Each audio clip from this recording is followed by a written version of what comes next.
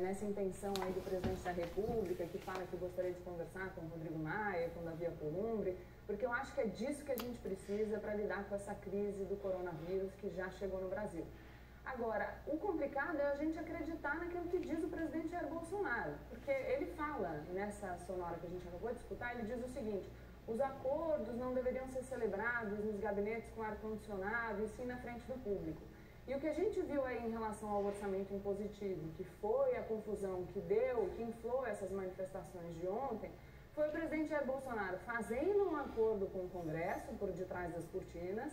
Então o Congresso mantém o veto 52, o presidente Jair Bolsonaro, em troca, envia PLNs no Congresso e ele vai para as redes sociais e começa a inflar a população para pressionar o Congresso para votar contra um projeto que ele enviou.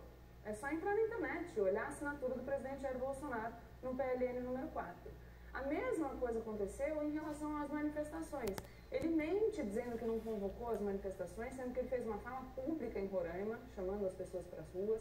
A própria SECOM postou convocando as pessoas para as manifestações do dia 15.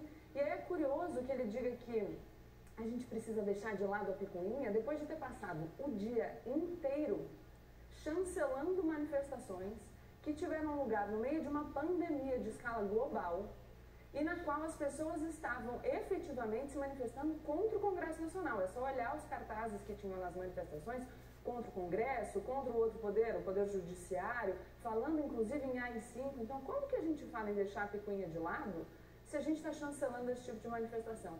E aqui eu chamo a atenção, quando a gente fala da confiança que o presidente Jair Bolsonaro incita, que é o fato de que ele demonstra uma personalidade tão egoísta que ele é capaz de colocar o interesse dele, de enaltecer a figura dele mesmo, em detrimento do interesse do povo brasileiro, então contribuindo para a disseminação desse vírus, que é uma preocupação efetiva e concreta, e a ponto de desmoralizar os próprios ministros do seu governo.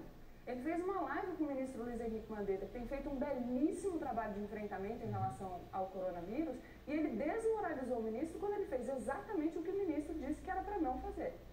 Gabriela Prioli, agora nós vamos ouvir a visão do Caio Coppola sobre essa relação entre executivo e legislativo. Caio, bom dia.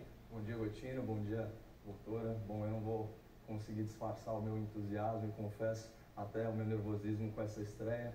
Então, que Deus ilumine aí os meus pensamentos para que eu possa dar aí uma singela contribuição para o debate público. Vamos pegar carona na fala do senhor Davi Alcolumbre, né? De fato, essa tensão aí entre governo e Congresso, nisso tudo é interessante observar o que a Constituição estabelece. Aliás, já no seu artigo 2º, que prevê mesmo que os poderes da República devem ser independentes e harmônicos entre si. Essa é a expressão do texto constitucional. Só que, até 2019, o Congresso brasileiro não era independente, porque o Congresso era comprado com liberação de verba pública, comprado com indicação de cargos, loteamento de ministérios, financiamento de campanhas eleitorais, até com propina. Tá aí o mensalão, o petrolão, que não nos deixam mentir. A tal da governabilidade era fruto dessas transações imorais que garantiam ao governo uma base de apoio no Congresso.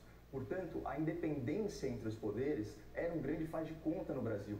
E isso é gravíssimo, porque o parlamentar ele é eleito para votar conforme a sua convicção política, em nome do interesse público, não motivado por interesses particulares, circunstanciais e muitas das vezes interesses escusos. Com a posse do novo governo, esse sistema viciado, conhecido como presidencialismo de coalizão, ele foi suspenso. E os deputados e senadores fisiológicos perderam os tais favores presidenciais. Isso é fruto de uma maturidade democrática no país. Só que amadurecer dói. Por isso que o Congresso, que antes era mimado e agora é independente, ele grita e esperneia. E fazer birra, convenhamos, até faz parte do jogo político. O problema é que o Congresso está fazendo birra com orçamento público. Está promovendo uma farra fiscal inconsequente, em desacordo com a vontade da maioria da população, que elegeu um governo com viés liberal na economia e que zela pelo equilíbrio nas contas públicas. Então, voltando à Constituição, não adianta o Legislativo conquistar essa independência e promover tanta desarmonia. E a maior responsabilidade por essa tensão entre governo e Congresso não são as falas intempestivas do presidente, como colocou a Gabriela, são os vícios de uma velha política acostumada a parasitar a máquina pública. E aqui, Gotino, a gente está falando de carrapatos que muitas vezes são maiores que o boi. Gabriela Prioli, você agora. Poxa, eu fico pensando aqui que a maior prova de que a gente não consegue defender o posicionamento do presidente da República é o fato da gente ter que voltar para o período anterior a 2019, né? Então, eu acho muito complicado que a gente, na situação que a gente está no Brasil hoje, a gente está enfrentando uma pandemia que tem reflexos na saúde e na economia. Isso vai afetar o mundo inteiro, com certeza vai afetar de forma intensa o Brasil, que já estava numa situação delicada. E aí, em vez de a gente falar do que está acontecendo agora, a gente volta para os governos anteriores. Então, assim, o presidente Jair Bolsonaro foi eleito em 2018, sabia que o país estava enfrentando uma crise, falou que ia mudar essa relação, que não ia lotear os ministérios, é verdade. Então, uma proposta de campanha era colocar nos ministérios pessoas técnicas. O que adianta eu colocar um técnico no ministério se eu desrespeito o meu técnico? Se eu não faço o que ele manda eu fazer? Se eu coloco em risco toda a população brasileira ao descumprir... Eu quero chamar a atenção, a gente falou hoje mais cedo aqui no jornal, que já chega a 200 os casos de coronavírus no país. 12 casos são de pessoas que estão no entorno do presidente da República, 6% do número de casos total do país. E aí a gente tem o presidente da República saindo no domingo, ontem, indo apertar a mão das pessoas, pegando o celular das pessoas e correndo o risco de fazer com que esses vírus se espalhem de maneira muito mais rápida e com que a gente enfrente não só os problemas de saúde pública, mas também os problemas na economia. Então é uma absoluta irresponsabilidade e a gente precisa parar de voltar atrás no tempo. O governo é hoje, a gente precisa de harmonia entre os poderes hoje. O presidente Jair Bolsonaro cria tensão desde que ele começou o governo. Quem não lembra do vídeo das hienas? Então todo mundo é ruim. O judiciário é ruim, o Congresso é ruim, a mídia é ruim. Só ele que não consegue governar. Mas o Legislativo não tem uma parcela de culpa nesse desgaste da relação? Se o Legislativo tem uma parcela de culpa no desgaste da relação, acho que a gente precisa pensar a partir de quando a gente vai avaliar. Se você estiver fazendo uma pergunta para mim sobre o BPC na semana passada, embora seja um tema extremamente complexo, eu não posso fazer uma análise generalizante, eu acho que o Legislativo errou. Agora a gente precisa pensar o seguinte, o que o Legislativo faz diante desse comportamento errático do presidente da República? Se ajoelha? Porque a gente tem visto que o Legislativo não tem encampado essa tese do impeachment. Então não quer partir por uma solução que promova uma ruptura significativa para o Brasil. Principalmente porque agora a gente não precisa disso. O que a gente precisa de fato é que o presidente da República pare de se comportar como se ele ainda estivesse na eleição, que é o que falou o senador Davi Alcolumbre, e comece a se comportar como de fato o chefe dessa nação, que sente na cadeira da presidência da República e governe. Caio Coppola, como é que você vê o posicionamento do presidente, a postura dele hoje à frente do país?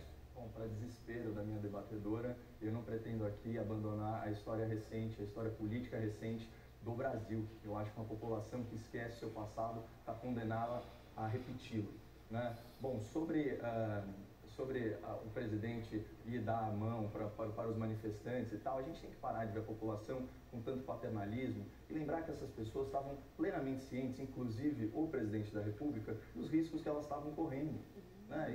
Isso é natural. É muito incoerente essa crítica desvairada à atitude presidencial e você não defender, por exemplo, o fechamento de metrôs e locais de grande aglomeração. Nós mesmos aqui, Gotino, estamos correndo o risco, certo, de vir para locais populosos, enfim, como é o caso da Avenida Paulista, só que a nossa missão supera isso, então é um risco calculado. Mas o presidente não contrariou uma orientação do próprio ministro da Saúde e integrante do governo? A orientação geral é para que as pessoas evitem aglomerações, mas de qualquer forma, se a sua missão, se os seus valores, né, se a sua luta democrática ou política, o que quer que seja, superam os riscos, isso é uma decisão pessoal que está dentro do espaço de liberdade de cada um. Agora, a minha fala foi focada no presente. Eu falei muito claramente da farra fiscal, né, que o Congresso está promovendo e assim, abocanhando um naco gigantesco, né, das despesas discricionárias, transformando inclusive, né, mudando rubricas que eram dos ministérios para a mão de um relator geral do orçamento que se tornou um todo-poderoso, né, com mais de 30 bilhões de reais para administrar e que ninguém sequer sabe o nome dele, inclusive eu acho aí violando cláusula pétrea, né, de separação de poderes, esse tipo de situação. Então, o que a gente tem que analisar é justamente isso. O Congresso morde um naco da despesa discricionária e, ao mesmo tempo, ainda cria uma despesa obrigatória com o BPC, muito bem trazido aí pela Gabriela Prioli, que gera uma despesa de 20 bilhões de reais. Isso somado ao primeiro pedido de verbas do ministro da Economia, que são 5 bilhões, já estoura a margem do teto de gastos e sujeita a presidência da República, sim, a um processo de impeachment. Caio Coppola, Gabriela Prioli, esse é o grande debate. Meu, que bacana. Agora tá aí a CNN Brasil e o debate tá muito legal. Pessoal, vocês têm o canal 30 aí, coloca que tá muito bom o debate, bacana, hein? Parabéns aí à CNN Brasil. Tamo juntos. Mostrando imagens para você.